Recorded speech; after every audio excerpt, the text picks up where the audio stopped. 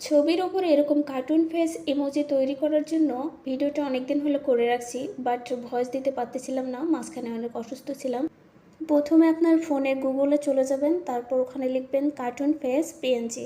এখানে সার্চ দিলে দেখবেন অনেক অনেক পিএনজি আপনার সামনে আসবে। এখান থেকে আপনি আপনার পছন্দ মতো পিএনজি ডাউনলোড করে নেবেন। আর ডাউনলোড করাও অনেক সোজা। জাস্ট পিকচারের উপর ট্যাপ করে ধরবেন, তারপর ওখানে দেখবেন যে সেভ ইমোজি লেখা উঠবে। ওটা সেভ করলেই হয়ে যাবে।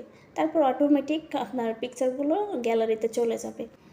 এরপর আপনি চলে যাবেন আপনার মোবাইলের ইনশট অ্যাপে। তারপর এখান থেকে আপনি আপনার পছন্দ মতো পিকচারটা সিলেক্ট করে নেবেন। তারপর পিকচারটা সিলেক্ট করা হয়ে গেলে নিচে দেখবেন পিপ নামে একটা অপশন আছে।